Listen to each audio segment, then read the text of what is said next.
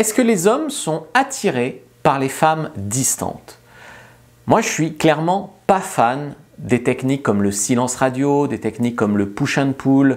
Parfois, on les utilise pour attirer l'attention. Il y a des femmes qui disent « je vais arrêter de lui parler, comme ça il va se poser des questions et comme ça il va revenir vers moi ». Des fois ça marche, des fois ça marche pas. En fait, ça fonctionne seulement si vous êtes quelqu'un qui est peut-être un peu trop soumise, trop acquise, qui fait trop d'efforts, le genre de femme qui s'oublie en fait, et que vous lui demandez jamais rien, et que vous lui donnez toujours tout, et vous envoyez toujours les premiers messages, et que vous proposez toujours de se voir, et que vous lui dites toujours je t'aime sans qu'il envoie la réciproque. Voilà, vous donnez trop, ben effectivement, en enlever un peu, ça peut être une solution.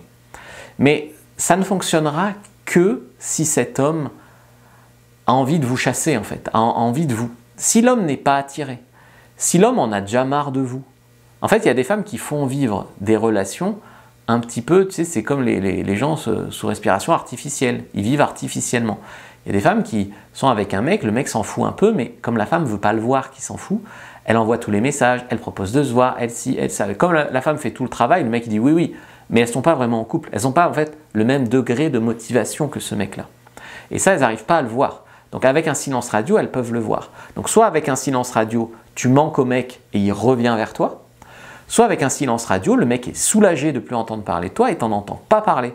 Et dans ce cas-là, il faut être quand même assez lucide sur le fait qu'il n'était pas aussi intéressé que toi. Mais ça, encore une fois, il vaut mieux le savoir plutôt tôt que trop tard. C'est souvent les techniques de silence radio, il y a aussi des hommes, des fois, qui m'en parlent et qui me disent « cette fille me plaît, j'ai plus de nouvelles, dois-je faire silence radio ?» Je sais pas quoi. C'est un peu hors sujet. D'accord?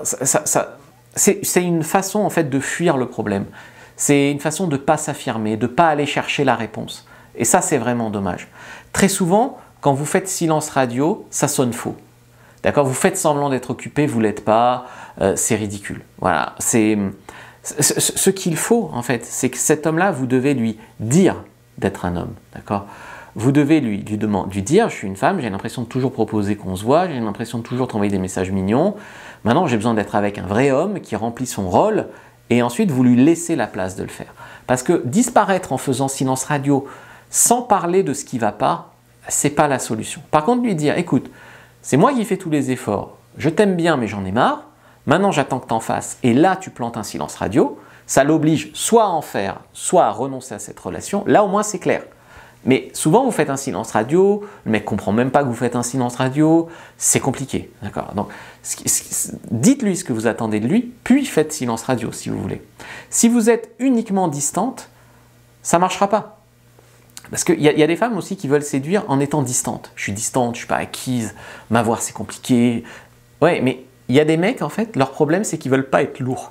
Ça ne vous aura pas échappé qu'il y a une propagande énorme, l'homme c'est le mal, l'homme est lourd, l'homme est un agresseur, Donc la plupart des hommes gentils, normaux, ne veulent pas du tout importuner une femme. Donc si tu joues la carte de la fille distante avec un homme qui n'a pas envie d'importuner les femmes, il va se dire que tu n'es pas intéressé et il va renoncer de lui-même, alors que vous étiez tous les deux intéressés. Et finalement, tu vas te retrouver avec quel genre de gars? Les genres de gars qui n'ont pas peur d'être lourds. Et oui. Et donc c'est un très mauvais choix de jouer uniquement la fille distante et difficile. Donc il faut semer des indices, ou en tout cas montrer ton intérêt. Je vous ai fait d'ailleurs une fiche sur comment comprendre les hommes. Prenez-la, première dans la description de la vidéo, lien en commentaire épinglé, mais c'est capital de comprendre ça. Donc prenez votre fiche. En fait, il faut comprendre que, je ne sais pas pourquoi il y a cette propagande, mais les hommes ne rêvent pas d'une femme indépendante, qui n'a pas besoin de forte, qui envoie bouler le patriarcat, etc. Oui, en fait, il faut que vous ayez une forme d'indépendance. Il faut que vous sachiez vivre toute seule, que vous ayez peut-être un petit job, voilà. Mais les hommes ne rêvent pas d'une femme qui a de l'indépendance envers eux. On n'a pas envie d'une femme qui n'a pas besoin de nous. Enfin, c'est fou. Les hommes n'aiment pas les femmes qui ne répondent pas à leurs SMS de manière contrôlée et contre-productive. Genre, ça va bien entre vous, tout avance, et puis d'un coup, bon, je ne vais pas lui répondre pendant 3 jours. Pourquoi? Mais pourquoi? S'il n'a rien fait de mal, et que tu as envie que ça avance, pourquoi tu plantes un silence radio comme ça? Donc ça, c'est pas possible, d'accord? Il y a tellement de situations, en fait, où la prise de distance est contre-productive. Ça ne crée pas de connexion. D'accord? Donc, le silence radio, je sais, il y a des chaînes YouTube à plus d'1 million d'abonnés où on vous dit à toutes les sauces, fais un silence radio. prends de la distance, ne sois pas acquise. Oh, attention, pas n'importe quand. Ça marche dans certaines situations. La plupart du temps, c'est contre-productif.